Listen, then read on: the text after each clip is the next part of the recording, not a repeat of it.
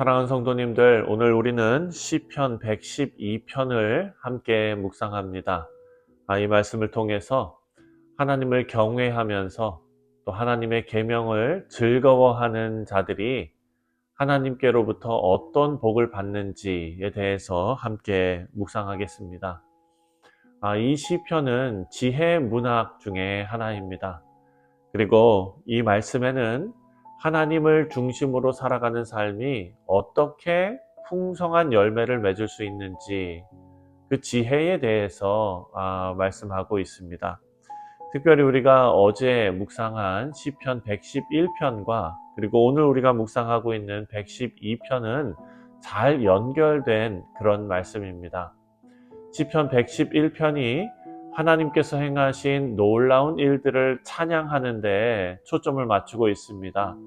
그렇다면 시편 112편은 하나님을 경외하는 자들, 하나님의 놀라우신 일들을 찬양하는 자들은 하나님을 경외하는 것으로 연결될 수밖에 없는데, 그런 하나님을 경외하는 자의 삶에서 하나님의 선하심과 그리고 축복이 어떻게 나타나는지가 오늘 본문에 나와 있는 것입니다. 어제의 말씀과 마찬가지로 1절을 보면 할렐루야라는 찬양의 외침으로 말씀이 시작이 됩니다. 1절에 할렐루야 여호와를 경외하며 그의 계명을 크게 즐거워하는 자는 복이 있도다. 아멘. 1절에서 시편 저자는 하나님을 경외하고 또 하나님의 계명을 크게 즐거워하는 자가 복이 있다라고 선언하고 있습니다. 여기서 경외라는 단어는 두려워한다라는 것이 아니라 하나님의 거룩하심과 그리고 하나님의 위대하심을 인정하면서 하나님 뜻에 순종하는 삶의 태도를 의미하는 것입니다. 그래서 계명을 크게 즐거워한다라는 것은 하나님의 말씀을 어떤 의무적으로 따르는 것이 아니라 기쁨으로 받아들이고 또 그 안에서 만족을 찾는 것을 의미하고 있습니다. 사랑하는 성도님들, 우리가 하나님 말씀대로 신앙생활하고 믿음생활하는 것이 우리에게 기쁨으로 받아들여지고 또 그 안에서 만족을 얻으시는 우리 복된 성도님들 다 되시기를 주님의 이름으로 축원드립니다. 2절 말씀에 그의 후손이 땅에서 강성하며 정직한 자들의 후손이 복이 있으리로다. 아멘. 사랑하는 성도님들, 이것은 하나님을 경외하는 자의 삶이 어떤 개인적인 복에 그치는 것이 아니라 그의 후손과 그리고 공동체 전체에 복을 가져다 준다라는 사실을 강조하고 있습니다. 이 말씀은 우리의 신앙이 다음 세대까지 영향을 미치는 것, 그것을 우리에게 다시 한번 깨닫게 해주고 있습니다. 우리가 하나님을 경외하고 하나님의 말씀에 순종할 때 그 복은 우리 자녀들과 그리고 그들 이후의 세대까지 이어질 줄 믿습니다. 3절 말씀에 부와 재물이 그의 집에 있으며 그의 공의가 영구히 서 있으리로다. 아멘. 여기서 부와 재물은 하나님께서 주시는 물질적인 축복입니다. 그런데 그 축복을 의롭고 정직하게 사용할 수 있는 능력은 너무나 중요한 그런 능력입니다. 사랑하는 성도님들, 여러분의 인생과 그리고 또 우리 자손들의 인생에 하나님께서 주시는 물질적인 축복이 있으시기를 바랍니다.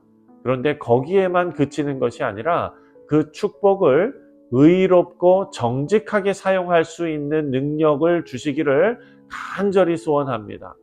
여러분, 이것은 우리가 얻은 축복을 우리만을 위해서 사용하는 것이 아니라 하나님의 뜻에 따라 나누고 섬기는 데 사용되며 하나님 나라를 위한 도구로 쓰임받는 것을 우리에게 알려주고 있습니다. 이런 복이 우리 모두에게 임하기를 간절히 소원합니다.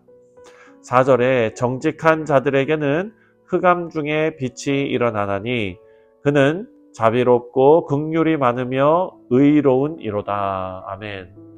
하나님을 경외하는 자에게는 어려움과 고난이 찾아올 수는 있지만 그 안에서 하나님의 빛이 비춰진다라는 것입니다.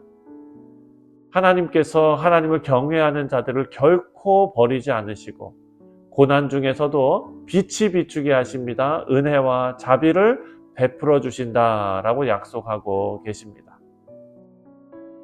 자, 이제 5절부터 9절까지 말씀은 의로운 자의 삶의 축복에 대해서 말하고 있는데요. 5절부터는 하나님을 경외하는 자가 누리는 구체적인 복에 대해서 말합니다. 5절에 은혜를 베풀며 그리고 꾸어주는 자는 잘되나니 이렇게 말합니다. 그 일로 정의로 행하리로다. 이는 하나님을 경외하는 자의 삶이 단순하게 자신만을 위하는 삶이 아니라 다른 사람을 섬기고 돕는 삶이다 라는 것을 보여주고 있습니다.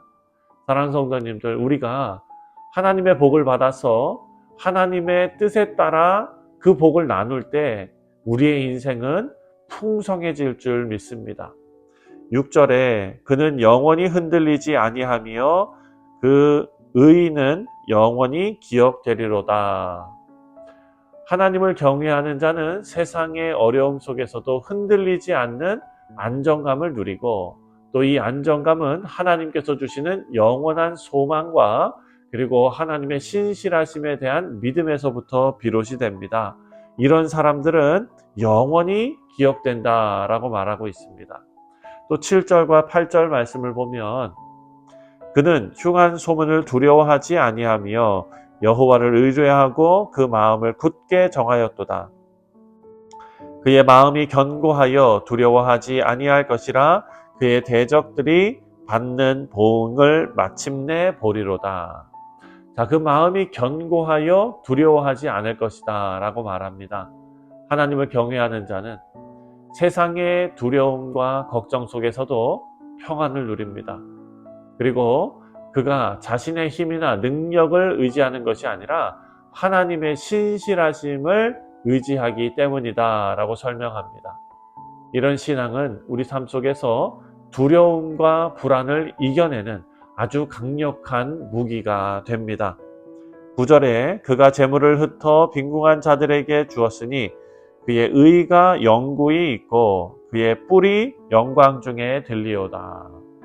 자, 하나님을 경외하는 자는 자신의 재물을 이웃과 나누고 또 그를 통해서 하나님의 영광을 드러냅니다.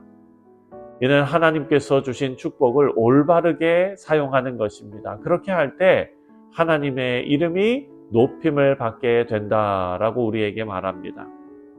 마지막으로 10절에 악인은 이를 보고 한탄하여 이를 갈며 소멸되리니 악인들의 욕망은 사라지리로다. 하나님을 경외하지 않는 자들은 결국에는 헛된 소망을 품고 그것이 무너지는 결과를 맞이하게 된다라고 경고하고 있습니다. 반대로 하나님을 경외하고 의롭게 사는 자들은 하나님의 영광과 승리를 누리게 된다라고 말합니다. 사랑하는 성도님들, 이 말씀은 우리로 하여금 하나님을 경외하는 삶이 얼마나 가치 있는 것인지 깨닫게 합니다. 여러분, 우리가 오늘 하루 살아가면서 하나님을 경외하면서 하나님 말씀을 즐거워하는 하루가 되시기를 바랍니다. 우리의 삶의 중심에 하나님 말씀을 두고 그 안에서 기쁨과 만족을 찾는 우리가 되시기를 바랍니다. 두 번째로 축복을 나누는 삶을 살기를 바랍니다. 오늘 하루 하나님께서 주신 물질적인 그리고 영적인 축복을 우리 이웃과 나누며 이웃을 섬기는 삶을 살아갈 때 하나님의 사랑이 드러나게 될 줄 믿습니다. 세 번째로 두려움을 이기는 믿음을 갖기를 바랍니다. 세상의 걱정, 두려움 이런 속에서도 하나님의 신실하심을 의지하고 흔들리지 않는 평안을 누리는 오늘 하루 되시기를 바랍니다. 말씀을 맺습니다. 우리 사랑하는 성도님들, 오늘 시편 112편은 하나님을 경외하는 자의 삶이 어떻게 복되고 풍성한지 우리에게 보여주었습니다. 우리의 삶이 하나님의 말씀을 중심으로 이루어질 때 하나님의 축복은 우리의 삶과 이웃 그리고 다음 세대까지 흘러가게 된다라고 말씀은 우리에게 증거합니다. 또한 우리의 하나님의 성품이 우리의 인격과 또 삶 속에서 나타나야 한다라는 것을 우리에게 알려줍니다. 하나님의 자비와 은혜 그리고 의로우심이 우리의 행동과 말에 드러날 때에 세상은 우리 삶을 통해서 하나님의 영광을 보게 될 줄 믿습니다. 바라고 기도하기는 오늘 하루도 하나님을 경외하며 하나님의 계명을 즐거워하는 자로 살아가기를 간절히 소원합니다. 그래서 우리 삶이 하나님의 영광을 드러내는 도구가 되시기를 주님의 이름으로 다시 한번 축원드립니다. 기도하겠습니다.